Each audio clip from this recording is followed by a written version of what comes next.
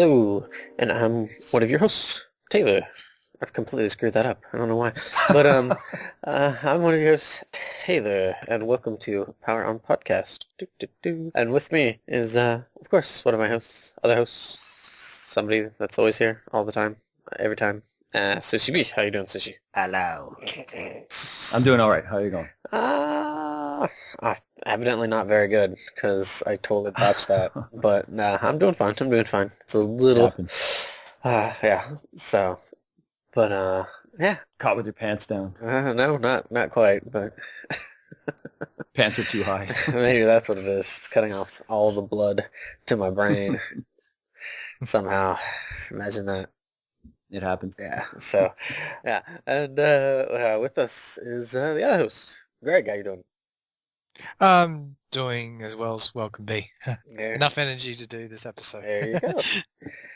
There you go. Trust us. We're here. Don't worry. Yeah. It's going to be a bit In- somber, I think, this time. Somber. So. Why will it be somber?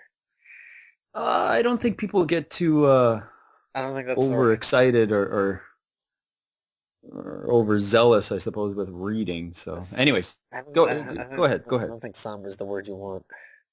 But anywho, yeah, things Sushi let the cat out of the bag and completely cheated me of revealing what this topic was about. Thank you, Sushi. Oh, sorry. The topic is reading, and the reason why I wanted to bring this up is because I was reading an article about how the reading as a pastime in the States for teenagers has dwindled to very minuscule numbers.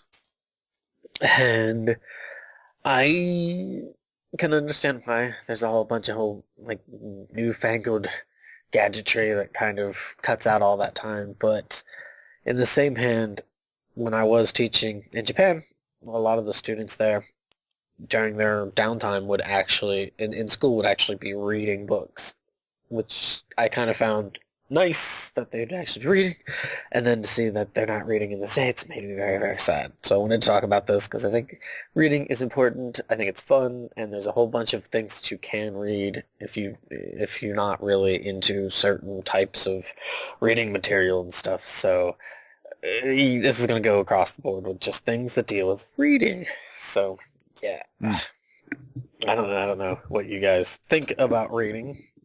How low are these supposed numbers? What sort of sample size did they take? I have no idea. I have no idea. To be honest, this was a couple weeks ago, so I don't quite remember. But you don't.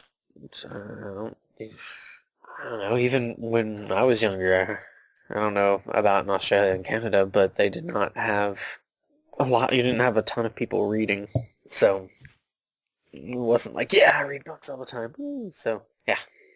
Da, da, da. But yeah, they're pretty low compared to where they were in the 70s. No, I can see that. I mean, yeah, there's not as many things to do per se, but it's a lot lower.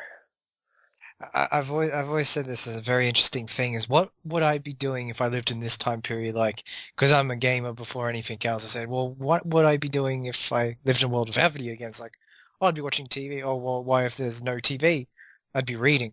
It's just the simple fact. You have a person that craves entertainment will find entertainment in any shape or form, or knowledge for that matter. I guess you wouldn't listen to the radio then? Actually, to be perfectly honest, it's probably my least favorite. I am not a radio person by any means. But you do a podcast. I love podcasts. No, do not get me wrong, because podcasting revolutionized the fact that you can download whatever you want to listen. Well, that's what I at mean. your own Just leisure. listen. With radio, you're stuck with whatever shit they got on. 45 minutes of commercials, 15 minutes of songs. Well, you got to remember that before the advent of television, they had all those kind of radio shows that were, those old radio right, the mystery shows and everything. The Shadow. I'll give War of the Worlds props though. That would have been interesting to be around when that happened. So, but darn it, this is not about those things. This is about reading. So yeah, what is? I actually am curious to kind of figure out what kind of affinity you have towards reading there. So Sushi B, how about yourself?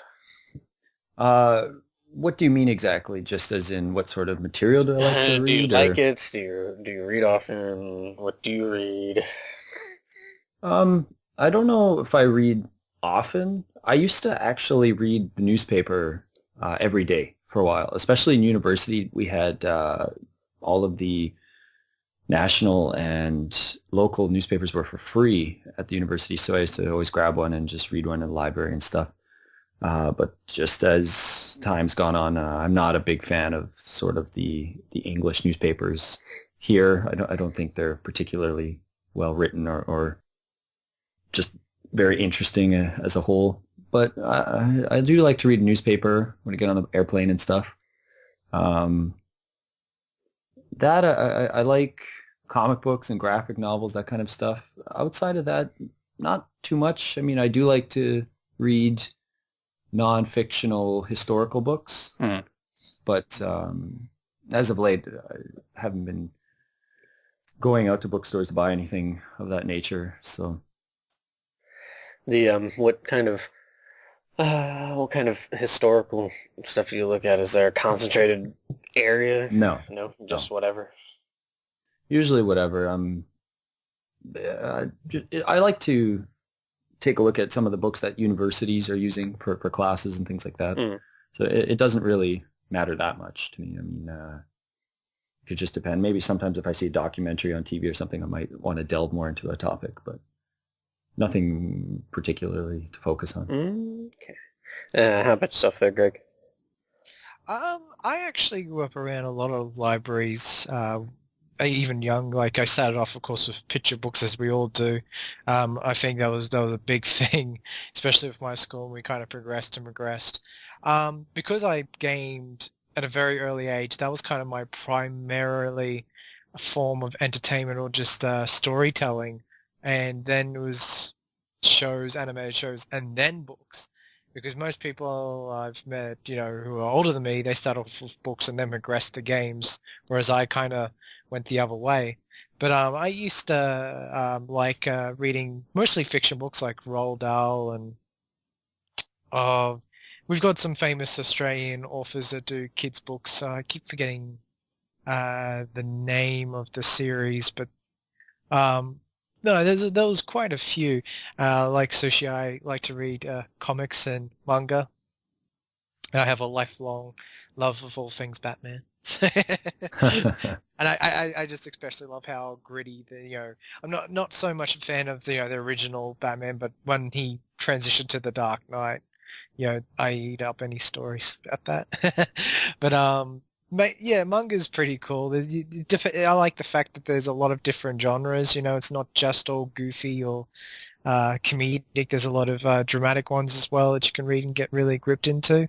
The thing that I'm kind of, I wouldn't say I'm jealous of, but envious of is I take an interest of what they're teaching kids elsewhere in the world, what material they give them per year, because I am dead certain that what they teach kids in Australia to read is absolute shit. Like I had to talk to, because Taylor's read some of the famous novels when we were talking about source material for games, and I've gone out and said, well, none of our teachers have told us to go read these books, like 1942. I didn't know about that until Taylor told me. 84. 19, was it 84? Yeah, it's 84. 1984, sorry. Yeah. I'm thinking of the game. What an awesome This game. is No, 1984. I didn't really know about that referencing to Xenos until Taylor told me. And, it just said to me, why didn't the teachers tell the kids to read that? And I remember, they didn't teach us, read Shakespeare or Hemingway. And I said to myself, well, my school was actually really bad, my high school. It was kind of an institution, really, and they just wanted you in and out so I can get paid. So Dollar I think that... bills. Sorry? Thanks. Did you say just good to pay the bills? No, I said dollar bills, but So it's really strange. It's like I would like to see like the curriculum back then if they've ever changed it like compared to the rest of the world, because I think we would definitely come up short. But that could be just for my school. I wouldn't say that's Australia wide. mm, It would have definitely been for that school. It was interesting that they didn't get people to sort of take a challenge to challenge themselves with some greater sort of material. English has always been my favorite subject and the one I excelled at the most, any form of storytelling. And like Sushi, I like to read a lot of non-fiction stuff ever since I was little. Primarily Middle Ages across all the different countries of the world. Always interested me. mm. And how And various how ancient often? civilizations. Um, well, the last 2 years of primary school were not my I best. mean, Actually, they were my recently. How often? Oh, Yeah. recently? Oh, yeah, nah, not really. Tisk, tisk, tisk. I think it's just how where people get the information. Rather than get a couple of pages pieced together, they'll rather go on their computer screen and read probably the same length. You know, Mm, I mean, there's so much vast information. It's funny how I don't have time for books, but yet I probably consume the same amount of word count by searching information daily. right, E- right. Easy, without a doubt. Mm, But I would say if I had to go back to my fondest memories of reading, not necessarily novels, but and not necessarily like American or Japanese comics, but I used to be a big fan of French comics like Tintin and Asterix. I used to like intently enjoy reading them as a young kid, and I think I read Asterix at that age where I was kind of getting some of the jokes, more adult humor. I mean, it's not like it's risque; it's just clever humor that only most adults would get yeah. about Double everyday entendres. situation. Yeah, double entendres. Everyday situations that's translated into the ancient setting, which I know I got a kick out of reading. So Hmm. The I'm trying to think. The thing with myself is I don't read a lot of comics or manga. I don't like it. A lot of it. I think it's just because it has all of the images to it. And it's nothing against the artwork or anything. It's more no, of I just like to just read books and have the imagery come to me through the words. And so there'll be times where I'll get books and be completely disappointed with it because the imagery sucks. And some people will like it, and I'll be like, that's at the core. Pretty much all the passionate readers, they don't want to see someone else's interpretation. They only want to see their own. Well, I mean, it's not that I don't want to see it. It's that I have I have a vivid imagination, so I don't need I don't want to say I need the assist, but it confines it to what's there on the pages. And sure, you can Mm. kind of draw out from that, but in the same hand, with something that's written, I can just kind of formulate it in my head and be like, okay, cool, nifty, nifty, nifty. Like, I generally stick to just novels. I don't mind short stories, but usually I like to read a lot of the longer material. That's 300, 400, 500, 600, hundreds and hundreds of pages. So, With reading novels, I'm kind of a big fan of the dialogue sections. Like when they do descriptions, I like it to be precise and not overblown. Like I love Tolkien, but God, just reading some of his descriptions, and I'm like, mm, I'm sure I needed to know about that piece of bark on the bottom of the tree there, right. to help me paint a picture. As much as I love Lord of the Rings, but I loved the dialogue he wrote for the characters. And some of the things about me reading novels is I it sometimes I have this bad habit of reading too fast and skipping a lot of details. I'm like, oh shit, I have to flip back. Mm, And I don't think there's a novel where I haven't flipped back to catch up on what I missed. mm. Well, I mean, it happens. It's like yeah, it happens sometimes. Something either catches your attention or whatnot. But I I and I even to this day with other kinds of forms of entertainment available, you get thousands of TV channels, you got the internet and everything. I still like to just kind of divorce myself away from that and just read a book. I don't know about Kindles. They seem nifty, but I haven't adopted the Kindle yet either. I mean, it's probably the next step to save on paper to give you that book feeling in the palm of your hand, mm, but still. Speaking of divorce, I've actually talked to my parents about this. I've nearly like divorced myself from television. It's just gone to pot. It really has, and it just if you all the best series, it's just worth getting on DVD and not wasting your time waiting weekly for them. you don't want to see commercials? Oh, I love those commercials. I can't live without whatever the fuck they're selling. Mm.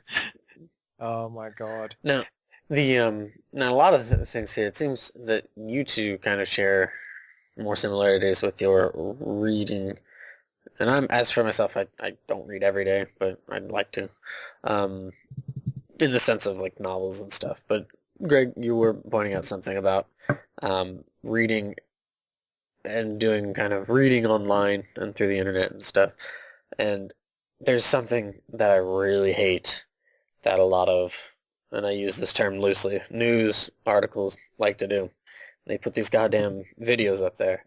And I know Sushi and I were kind of talking this a little bit, is that you'll click kind of like an interesting headline for something, kind of, because I like to read a lot of little science articles and stuff, and Space.com's good about not just having a video for it, but some others don't. And so you click on it thinking that you'll kind of get some detail and then a link to go elsewhere to kind of follow the rabbit hole, but instead they give you this stupid fucking minute and a half to 4 minute video that's just I bugs me.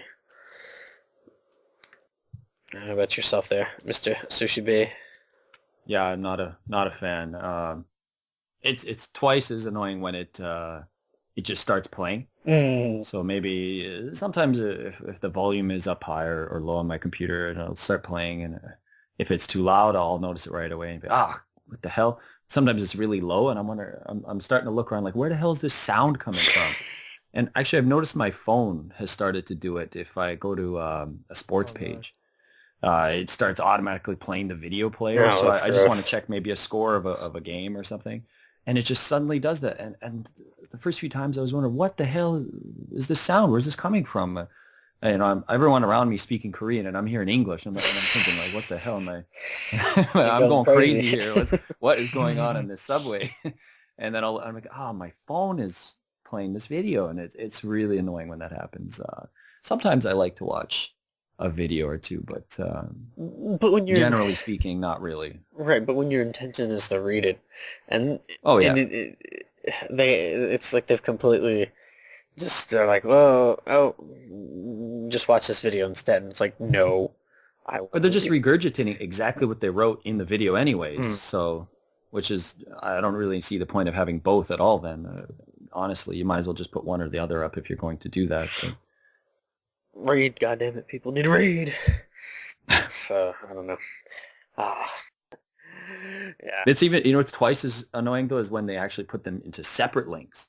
So it's the same sort of tag. Here's the headline, and then they'll put a 2 there. And if you're using like a smartphone, it doesn't usually just say video on it. It just has both things on there, and you're like, well, which one do I click to just read it? Neither of them. That's that's. I don't even know if that's worse. I suppose it is.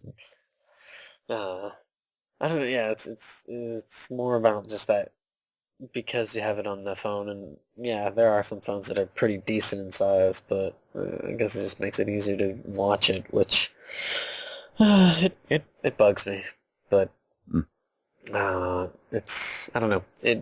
Like, you do get people that do read, as Greg was saying, kind of looking up things or researching for things or kind of whatnot. But in the same hand, how much of that are you retaining?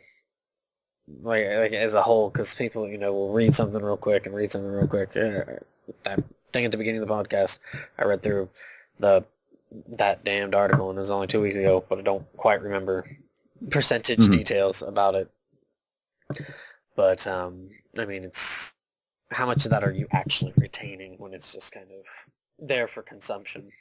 Isn't that the whole root of society now? It's a throwaway society, so Dun dun dun. it doesn't matter if it's what information or what material it is. Mm. Get it done as quickly as possible and do something else. Yeah, and reading is not conducive to that. Not really. Unless you're a savant of reading, which I don't know if that's really the right way to Is say that possible? Well, I mean, if you're some sort of hyper speed reader. You mean like those guys that you were on those 5 a.m. infomercials and you'd like lick his thumb and he'd be just turning the page? Oh, yeah. And then they would ask him those questions about what was in the book and he knew everything that was in the book. Those are amazing infomercials. That's her. And right next to him was always the guy selling the blender. Like on the same stage, the guy who's reading the book is right next to the guy selling the blender, who's next to the guy that's selling like the whatever coveralls or something. It's just so bizarre. Yeah, those X-Acto knives that could cut through steel-toed boots. And stuff. Yeah, Jesus. Oh, goodness. Whatever happened to that? I wonder what happened to that sort of... People must have known right away that sort of speed reading gimmick was fake. I have no idea. I mean, they must have sold some, but I can't imagine very many. No, it's always kind of like this is a question I have about things is how do you go about choosing what you read? What kind of bullet points do you follow when you opt to try to read something? Either one of you, neither one. Don't be too excited now. Yeah. Well, I was going to defer to Greg, so let him. I don't think about that too much. I just read it. Point and grab. Well, I mean, things that like you're saying, like comics and manga. Like, is there anything in that kind of that needs to fall under a certain genre or something, or what kind of catches your eye when it comes to that sort of thing? They're in different genres. Not quite, but if that's all you got. Just trying to understand the bullet points. Just because there's many different types of things I'm interested in, so I can't give a simple answer really. Oh man, it is a tough one to ask. How about you go just sushi? Call me off guard. The easy answer.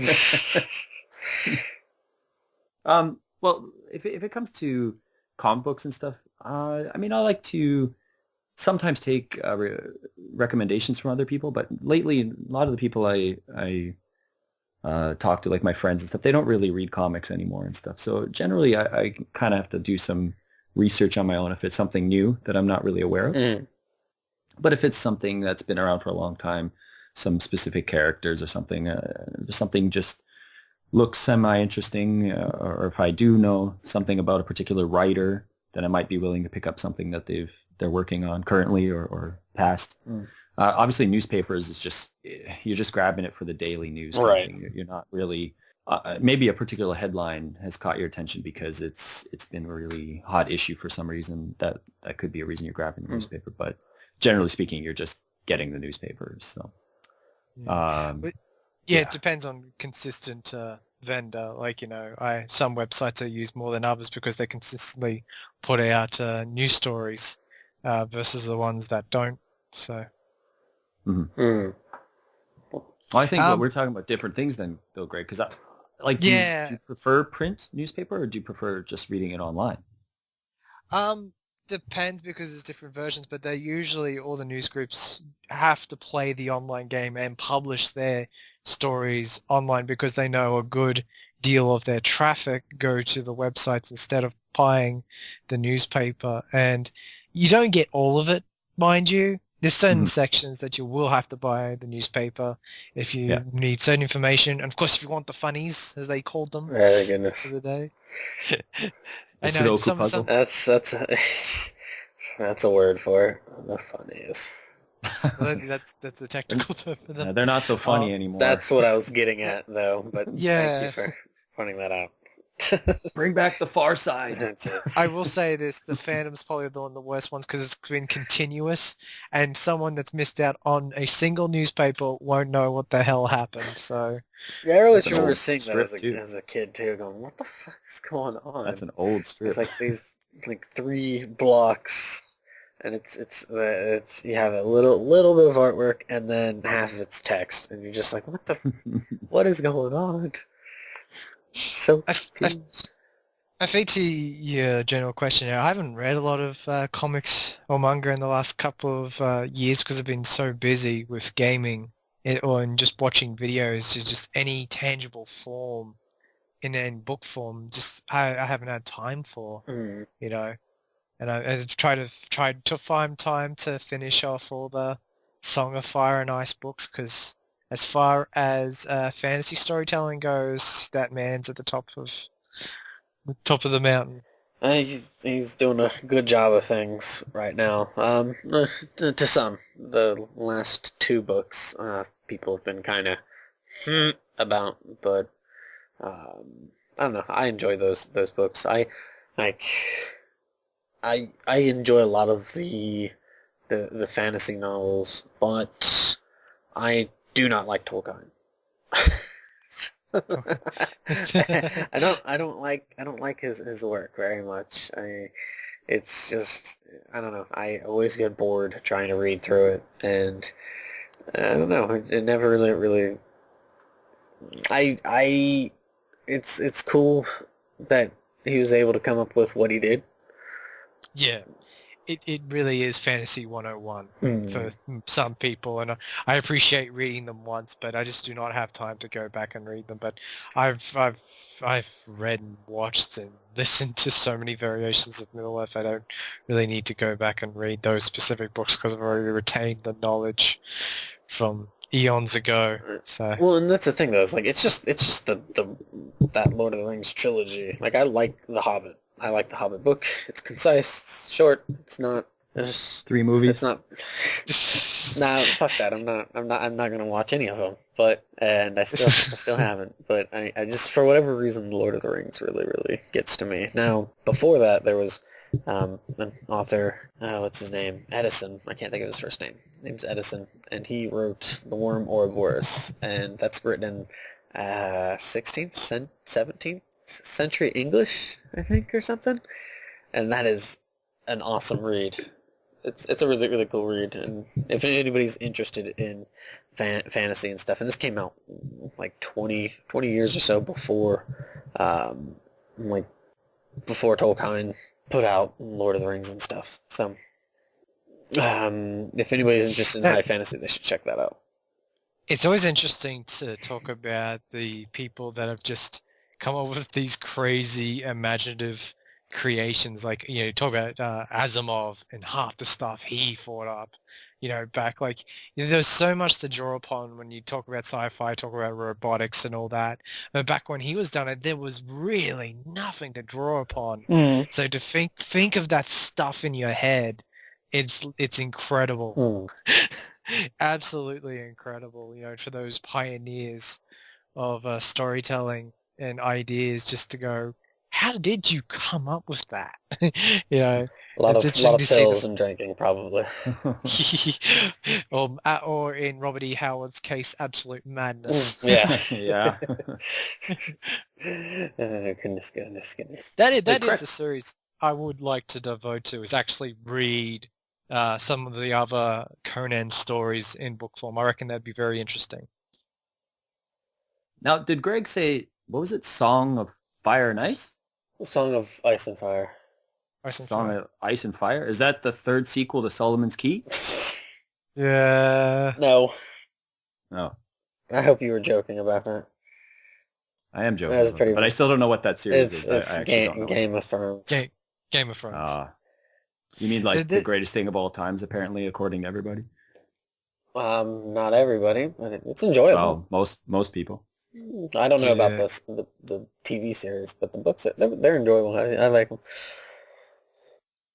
I always find it interesting when you hear about a popular novel series that could get adapted, and the simple fact is not all of them should, Hmm. because sometimes Twilight. some of those worlds can only be in that book, and What's that? That John Carter one? Is that the where he goes to Mars and becomes a superhero? Is that John Carter? I Oh, think it's John. Is that a I book? have Yeah, it was, or a series. It was a comic series or something in the early 20th century. no, but it's interesting. I would definitely say Game of Thrones is probably one of the best adapted Mm. from a book ever. So, well, that helps to have the author as one of the executive producers. Right, right. I know. Well, I know they've tweaked a lot and stuff, but I don't know. I really, I think it's also because it's sort of a regurgitation because I already read it, so I'm kind of like, I'd rather just read it again, kind of thing. I know that'll take a while, but the books will take a while, so. I think to answer that question about what genres, because I just couldn't answer it straight away, just because there's so much flooding. But I just know a lot of things. I love crime novels. I like fantasy. I like sci-fi. Sometimes a real story. I like historic information, so I'll probably read a historical book. Or there's so much. There's not just one genre that I sort of appeal to. I would say fantasy is my favorite, but it's not the only one that I delve into. It's also kind of interesting to read different books from different countries. Uh, Yeah. I mean, if you can read it in the original language, of course that will help.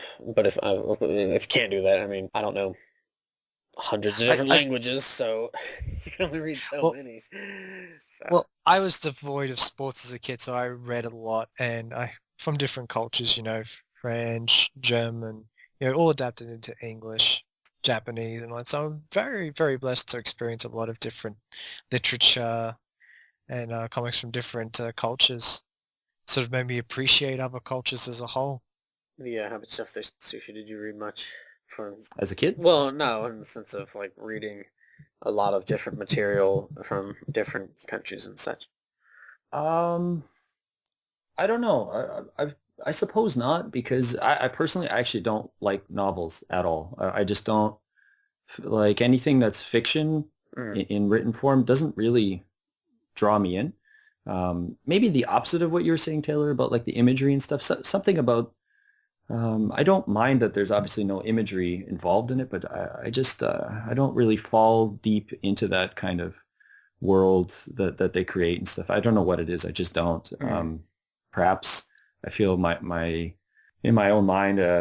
Not that I could do better per se, but just I don't know. My brain just doesn't really draw in for some reason. Just I can't quite explain it. Not really. I mean, as a child, I read a lot of different books. I don't know. I don't know if you know, Greg. Maybe Taylor, you do. But the old sort of I think they were just called the golden books. They had like these golden. Yes. What's the word I'm looking for? The spines. The spines were gold. Do you know what I'm Yes. talking about, I have Taylor? no Yeah. idea what you're talking about. No, They, I they know were exactly. just this line of books that they had all kinds of characters, Mickey Mouse, and then they had just original books and stuff, and they were just sort of Greg, I mean, how many pages were those things? Maybe 15, 20 pages? Roughly that, and they used Something to, like that. they sell them at the supermarket Yeah. cash outs here in Australia when I was growing up. So when I was really young, used to get one.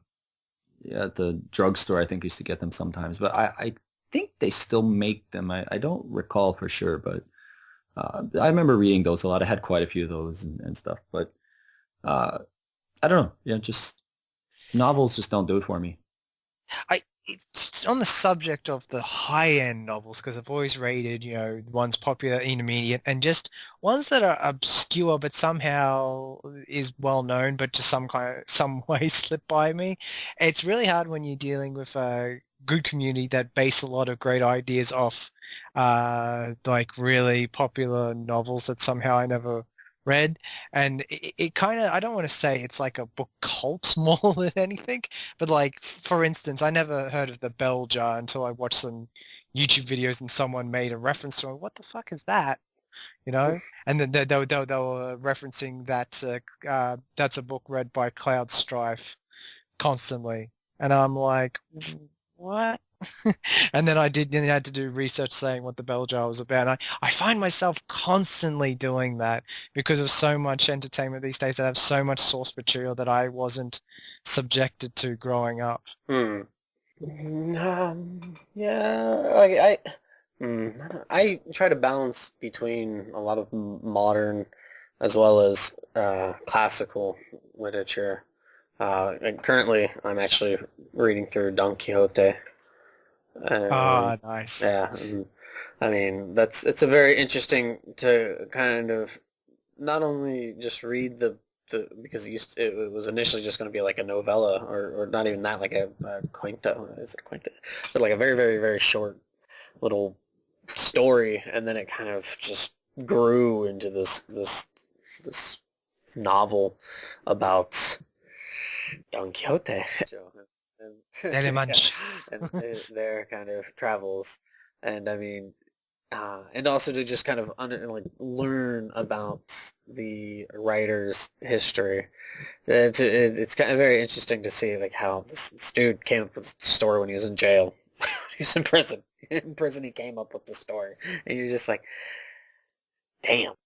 I also like to read a lot of the Shakespearean work, like the plays and stuff, because as a kid in fifth grade in elementary school, we had to put together like a a play of a bunch of different pieces of Shakespeare, and since then I've always kind of enjoyed reading through his works. Like, I mean, of course you have Macbeth, King Lear, and stuff, but also like some of the lesser known ones, like Titus Andronicus and stuff like that.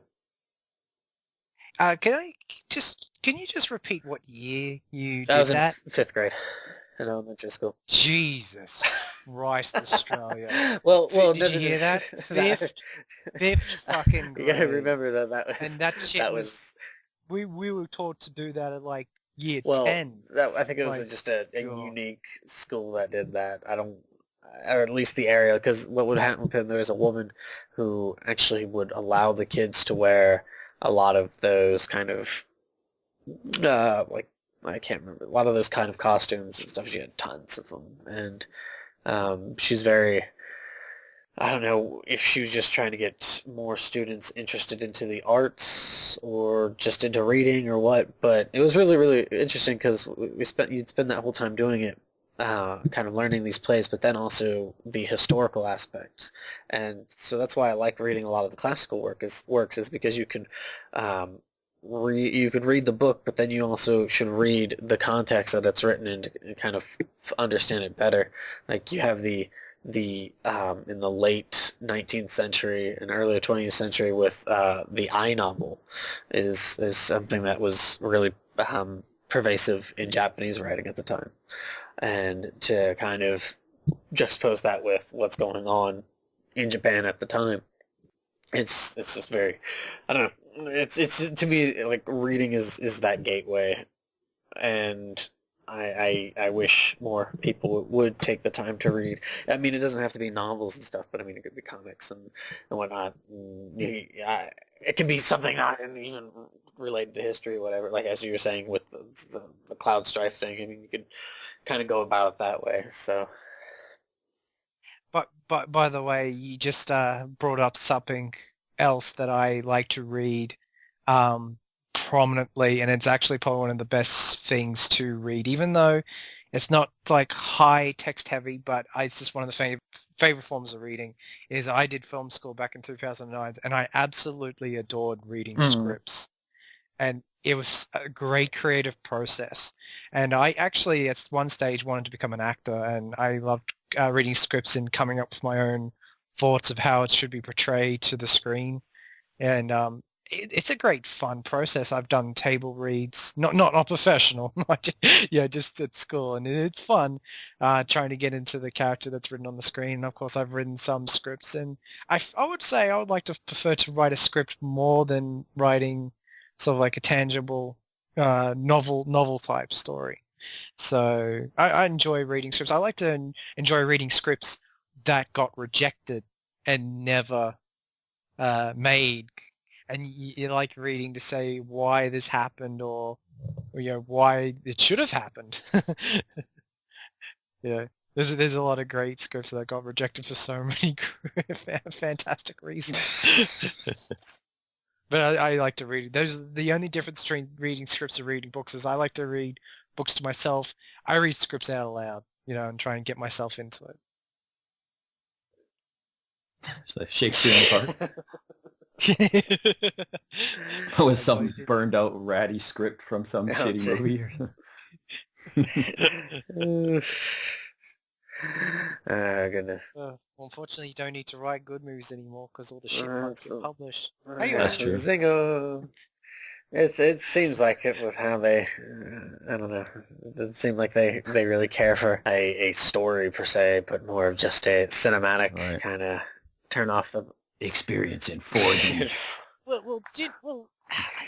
I've always said this because we've had debates before.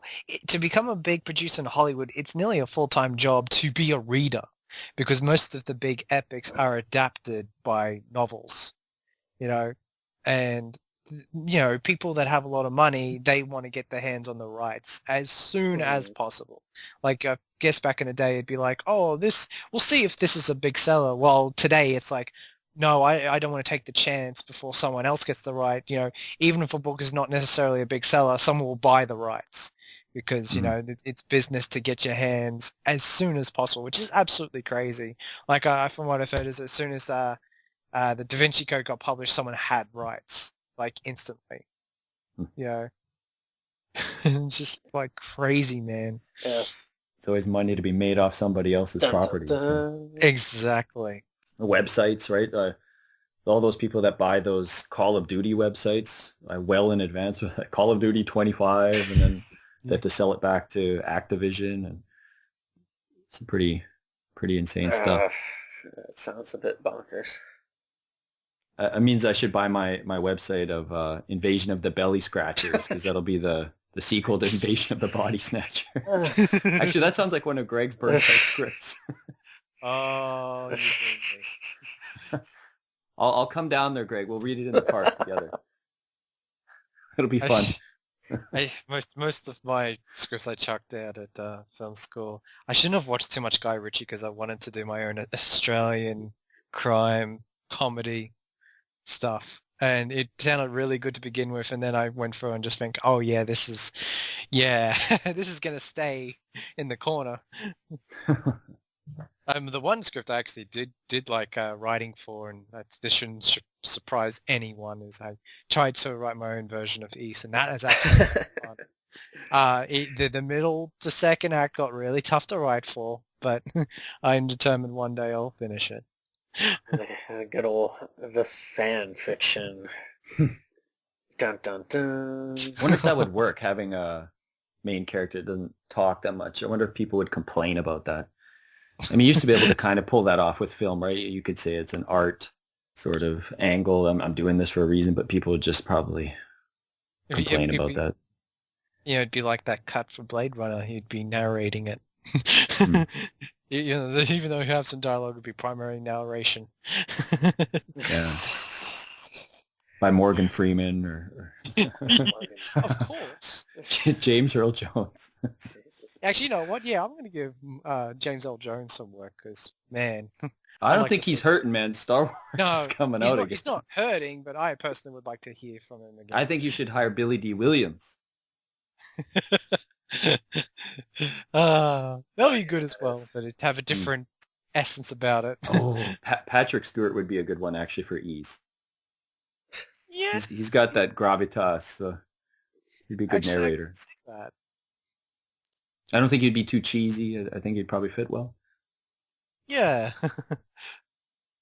No, I actually agree. Goodness.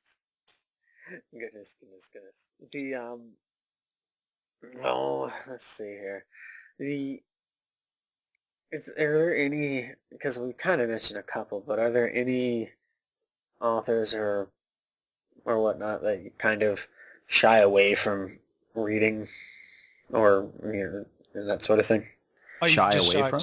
Just don't want to read. Oh, very easy. Stephenie Meyer. Oh. I guess most of the romance stuff. I mean, I've never really I wouldn't say it's all trash. I don't know because I don't read them, but um, like Danielle Steele is a name that I know, and I've never read any of her books, but she's super famous for making those That was wrong. Fabio Hubbard, Yeah. like Beautiful man in the cosmos. right. So I don't know. I've never tried to read one of those, so I couldn't per se judge them fairly, I suppose. But I mean, most of us just look at that and we just walk away, right? We don't even Yeah. care about that kind of stuff. Or what was that? What was that big one for a few years ago that everyone was going off about? It was like almost like a porno book, basically. Oh, like Grey. Shades of Grey. Yeah. Yeah. Like that one. You know, most of us just kind of whatever. We just kind of ignore that kind of thing. Well, even those, I will at least read a section of it to get at least The back synopsis or whatever. Well, I mean, Amazon does a good job of offering like about 20 pages or so of to kind of read it through and Really? everything. Yeah, and like that's actually how I read it, and I was like, this is terrible. This is so it was so poorly written. But You never know what's going to make money, I suppose, though. As a writer, I mean, as a writer, maybe that wasn't that writer's well, no, because it was initial a fanfic. idea. It was a fucking Twilight fanfic Okay, that they I tweaked. don't even know. I don't know anything about it really. I heard about that. I was like, well, why the hell did that get published? Because it's it's gonna piggyback off Twilight. It's like, well, that's the thing. When I hear the word piggyback, that's a deal breaker for me. Yeah. It's a bit gross because you're just like, really? You're just kind of and like that. Like I'm not a big fan of Nicholas Sparks stuff. Sparks' stuff either, and he's the one that did The Notebook, P.S. I Love You, and all that kind of stuff. It's a bit too melodramatic. I'm just my respect is for people that come up with something different for the times, not the hundreds of authors that piggyback on what's in for the time. You know what they're just joining in the fad, not the original idea. You know. Just Well, they could have an original idea that's kind of similar to what's going on, but I mean, if it's better to do that like years later instead of like instantly. Unless they want to cash in on the hype, you know, it's really tricky. But I personally, you know, yeah, I like to just keep it one thing at a time. like there's some forms of like just fiction where it's common everyday things, cough cough, The Notebook and that stuff. I don't like it because it's just some things different going on. It's people have interesting there's things that people have in their lives without having to read a book for that sort of thing to be more interesting than that, if that made any sense. I mean, people's lives are much more interesting than that, and so those kind of books don't really intrigue me unless it's like an actual biography or something about somebody. So I'm just like, no thanks. So I will say something. The value of books is I also like it when they're exclusive content that's an extension of an existing medium outside. Like I remember, I'm not a huge Star Wars fan, but I actually got interested in some of the novels, the exclusive novels they wrote after the events of the original trilogy, and I read that some aren't of them. canon. Yeah, that are all burned out. which No, is Star Wars Legends or something now. saddening because some of them are really good, and you're just like, oh wow, this would make a great movie. And ever since the advent of Episode 7, it's no longer canon, which is kind of sad. And a lot of, well, big spoilers, but in the books, Chewie, they killed Chewie off, which Doesn't he block a planet or something stupid?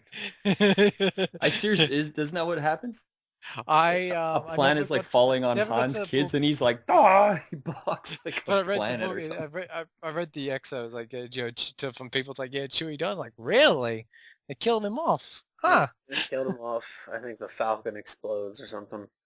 Yeah. R2 lives forever. Yeah, the ones that were published in like the early 90s, they're really good. But They like the extension, and it works both ways. Like I would say one of my favorite book series that's primarily just the books, even though they've kind of branched out into games and movies, is the Discworld series.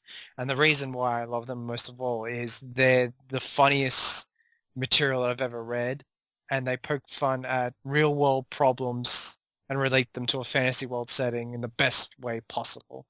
And it's sad that the author now has Alzheimer's, so that's kind of the end of the book, sadly. Mm. But he's written so many of them. You know, I still to this day I'm still reading them. Like I think he's published over 30 books, Whew. which is quite a lot.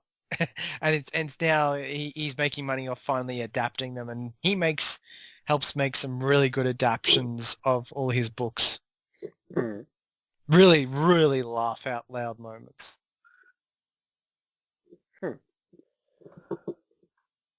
Hopefully the movies won't ruin them. But the first three they've done, they make them in two-parters. No, they're really good. They capture, for the most part, they capture the essence of the books really well. Huh. As I would say, there's been some books and stuff that I've read after seeing the movies, partially because you know them as such iconic films. Like one that I just read through not too horribly long ago was Clockwork Orange, and that was very interesting to actually. It was a very the author hates Burgess. I think his name is Burgess, Anthony Burgess. But he despises that novel. He hates how popular it became and how well known that is.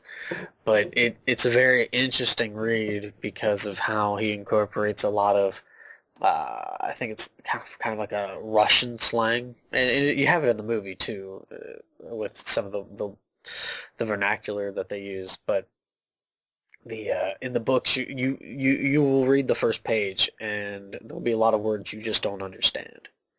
Like, what the fuck is this person saying? Because it's told through kind of somebody's perspective. And as you progress through the book, you'll slowly get to understand, well, not slowly, but you'll kind of like gradually get to understand what those words mean, and then about halfway through, so you can actually turn back to that first page and understand all of those little slang words that he's using and stuff. And you're like, oh, it makes sense, which I think is pretty nifty. So, or like Space Odyssey, I love the series. The movie petered out. I think they did two more after the first one. I know they did 2010.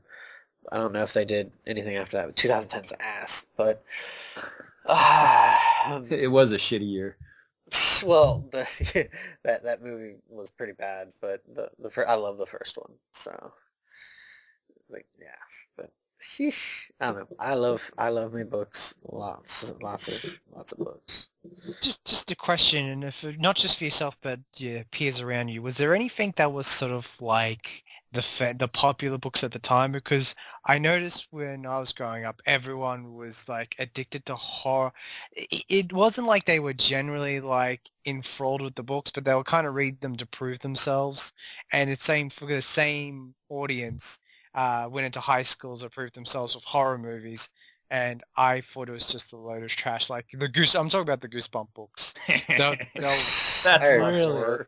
that's not horror at all. And I know, but it was to them. It's like, oh yeah, I like reading fucking Goosebumps, and I remember reading one of the books. I'm like, it's not that interesting to me, to be perfectly honest.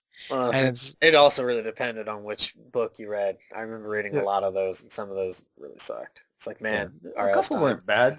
you swung a miss. I always loved The The, Beast from the East. It was one of the ones in the 40s. I can't remember. It's like 48 or 49 or something, and it's like them in the jungle playing tag. I always like that one. I read there was a amusement park one that the cover looked really cool, and then the synopsis, yeah, which I don't remember now, but it was one of the earlier books, and I remember reading it and just thinking, oh, this wasn't very good. yeah. I read that one too. I was like, oh man. I think they're making a movie about Goosebumps. I think so. I also heard they're making movies out of those. Are You Scared of the Dark? Are you Because afraid of the dark or something? Are You Afraid of the Dark? Thank you. Yeah, The That was a 100. TV series as well. Yeah. Yeah, but I don't think they had any correlation to each other. Oh, okay. Is it that like the scary stories? Scary stories. That's what it Oh, is. Scary Stories. There we go. Because they used to actually have a good, not only just Are You Afraid of the Dark, but they also had Goosebumps TV series as well. That's right, they did. Yeah. I didn't see that. Thank God. Yep. But Pretty much. yeah, Goosebumps was a one that that actually kind of really got me into reading in general was the Redwall series by Brian. He went by Jakes, but it's a French surname of Jacques, I think. But Brian Jakes, and that he wrote basically in a kind of it's a fantasy setting where the characters are all like mice and badgers and robins and birds and everything like that. And he had these wonderful descriptions of banquets and feasts and stuff. And that series was one that a lot of people I know enjoyed and stuff. And, I mean, I still think if you ask people who've read the Redwall series that they'll have pretty good fond memories of reading it. So I don't know if you've ever heard of them or read them. Oh, I've heard of Red Bull. I've had times nearly wanted to reach and grab them because you're looking, cute little little cute little creatures, and then you read about the situations and they're like, oh shit. There's some It's like, some really, really, really good ones. I'm kind of lost out of it, or kind of got out, not out of it, I'd say. I just kind of, reading went in a different direction for me for a while.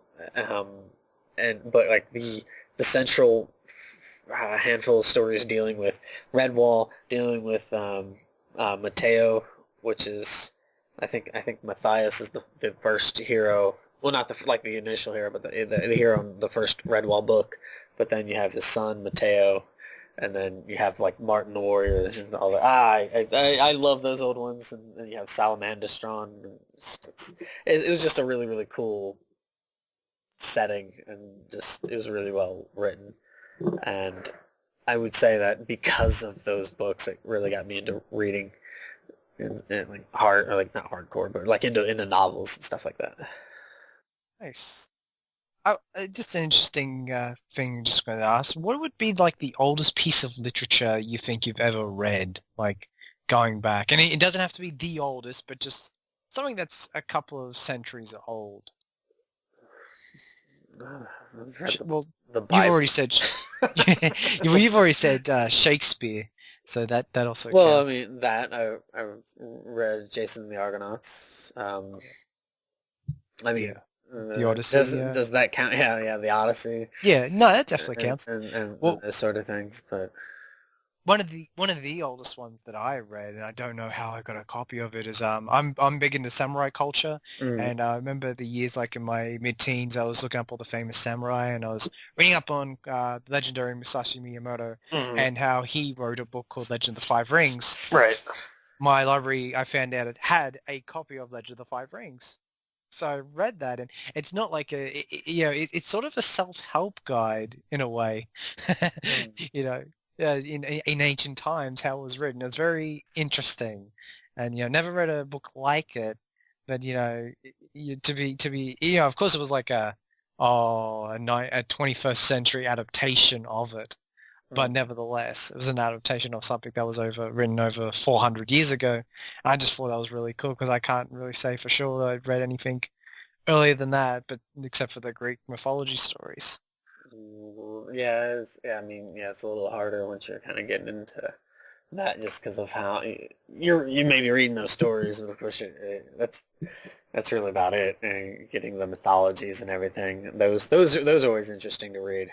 Such as like Beowulf, Norse mythology, or going through Mesopotamian mythology with Inanna and what's his name? Erdic, and what's his face? That's with Erdic. With Nepishtim and all that. What's his name? How can I not remember? What's his face? Oh, I don't. Do you remember there? Sushi? Do you know who I'm talking about? Not at all, sorry. No? He was the king He sought immortality. He uh, What, kind of tamed. Hammurabi? No, Who's the but real king?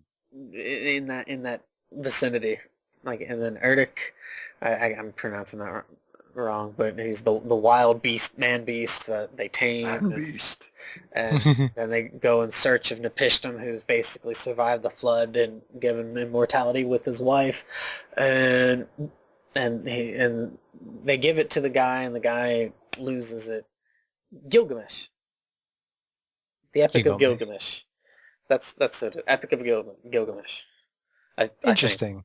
Yeah, and he gets the gift of immortality from Nepishtim and his wife, and he drops it in the water or something and loses it forever. Good job. Those and Tough also yeah, those and also reading the ancient kind of the Mahabharata, the ancient kind of Hindu scripture of like those are crazy. I love reading those things.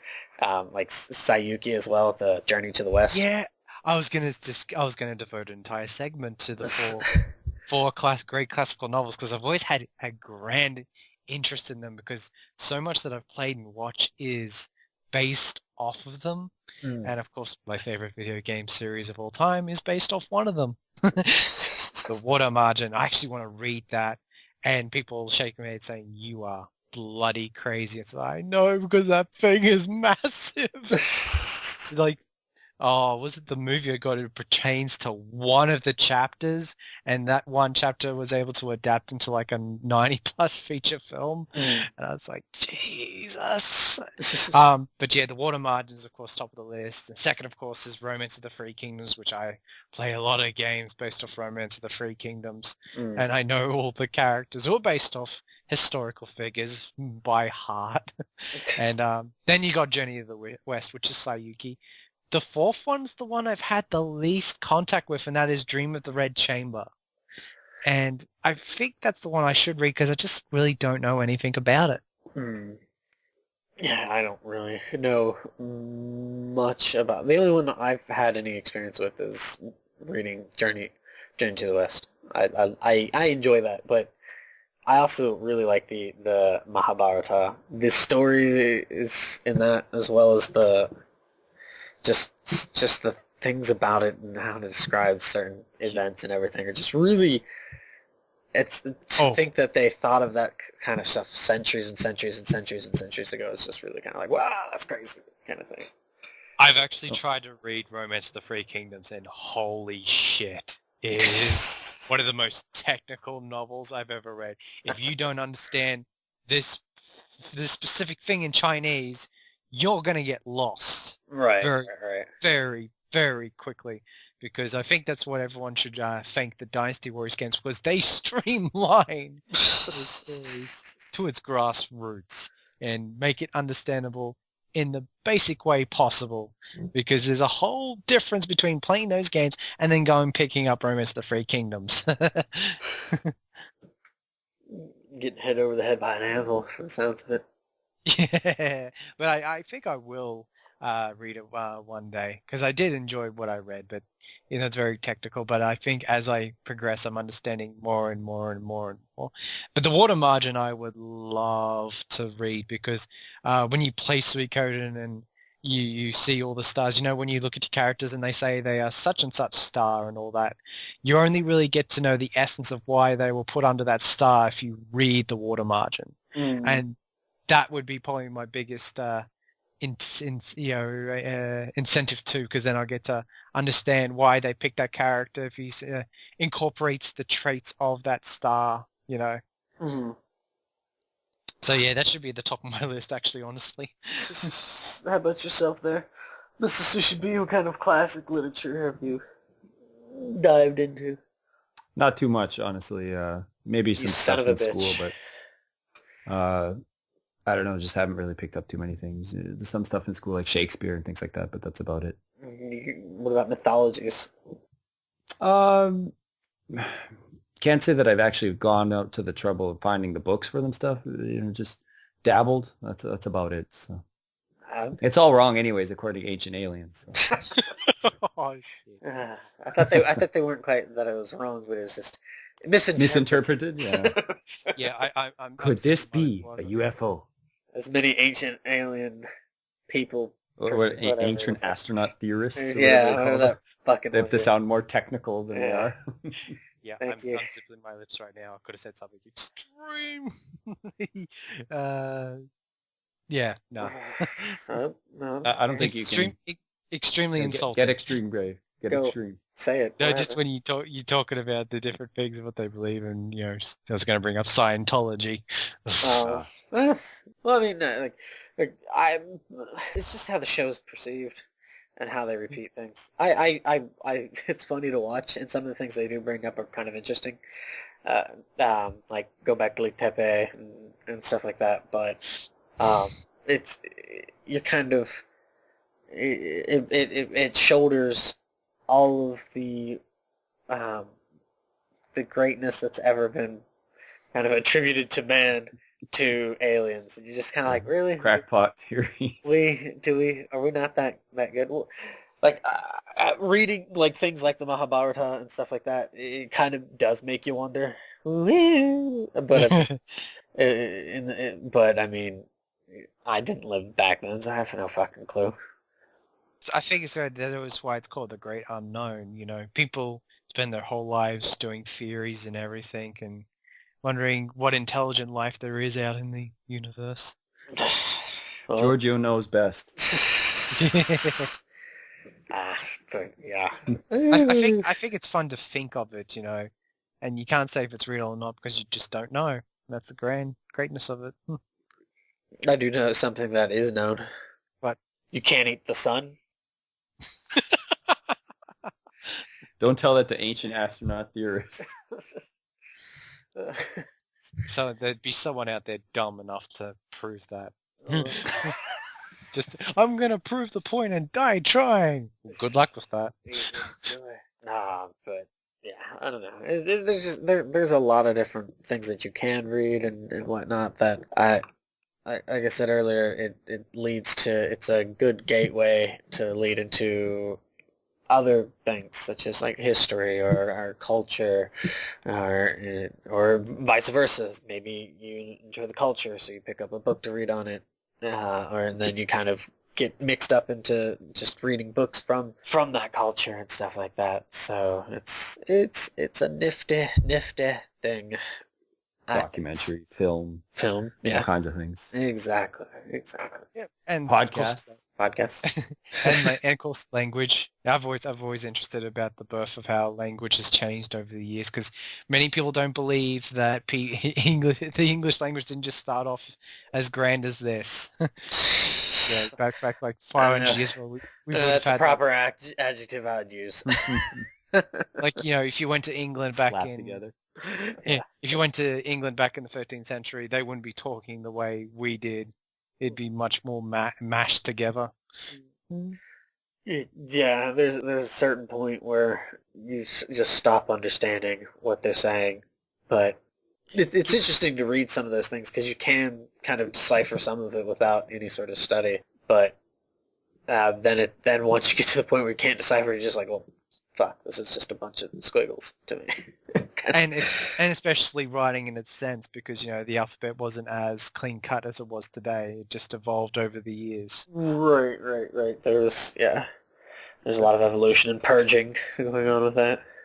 Yeah, you gotta admire those people that study all their life to read scriptures. How they can decipher, which it's always going to be handy. I'm glad there's always going to be someone out there to do that, because if they just stop one day, that'd be a great loss to the world. Oh yeah, most definitely. So yeah, is there anything else you guys would like to add? Just a quick question for you guys. You had mentioned that I believe neither of you have sort of started to go the digital route for reading. Are you considering it in the near future, or are you going to stick with print, or? It's the same dilemma as collecting games. Space is not infinite, and eventually you are going to run out of room. I mean, I've lived with a lot of people that collect books, and instead of keeping them all, they will trade them for new books or whatever, and just have a constant sort of stack that's sitting there. But I think in the future, if you need to retain a lot of information, you would have to go digital. But you have some spots there available for your favorites that you like to hold and have that memory in physical form. Yeah, I would definitely at least dedicate a bookshelf to a bunch of books and stuff. While I don't mind it, and a few people that I've worked with had kind of let me see it to kind of see how it was, how their Kindle was and everything. I was like, oh, this is pretty neat. It's lightweight. You can carry it. You can make notes in it, which is always a good thing. And that sort of thing. But in the same hand, if something were to happen to it, much like any books that you do have on hand, something were to happen to it, then it's kind of all gone. Yeah, So, unless they have some system where it's in the cloud. well, right, and they probably, Yeah. I imagine they would. It's just I mean more in the sense of spending on that thing and then having it break or having the screen crack or Yeah. misplacing it or having it stolen, and you're just like, oh. That is a good point, because I've always said to myself, well, if I want to do that, what would I have? What would be the one device I'd have to read? I'm like, probably an iPad. But then I think to myself, well, my iPhone is pretty much effed. The battery is pretty much fried. It doesn't last a day until I have to recharge it again, which is pretty bad. And I said to myself, well, would you like an iPad that is exactly like that? No, thank you. It depends. It depends on which brand you trust. Mm. I did actually get the desktop Kindle, and that was interesting. No, okay. Yeah, it doesn't have to be on a mobile device. You can have it for your desktop, which is pretty neat, and you get to give your money to the supporting artist. Yeah, I personally just like I just like the paper a little bit too much, I think. Just to let it go the Kindle route. So at least for now. It's very interesting, the different forms. I mean, have any of you tried to listen to audiobook? I know I said I did not like radio. It's like I love audio, but just radio stations in general. But no, podcasts and audiobooks I like listening to as well. And that is probably the biggest oddity for me, because audiobooks are very hard to come across anymore, except for probably the internet to download into an MP3 file. But it's very good to people that can't read anymore, sadly. They still get to experience the joys of what's been written. Well, that or you're just too busy to be able to sit down or something. And so what they'll do is they'll put it on for like commutes to work and stuff, which I think is pretty nifty.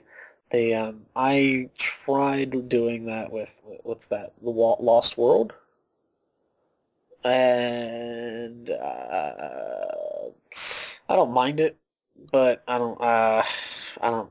It's not bad. That's my feeling to it. Yeah. Slight apprehension to give an answer. That's there's some that's always interests me. Like I've read all the Harry Potter books, but then I found out like, oh, there should be an audio of them, and who are they read by?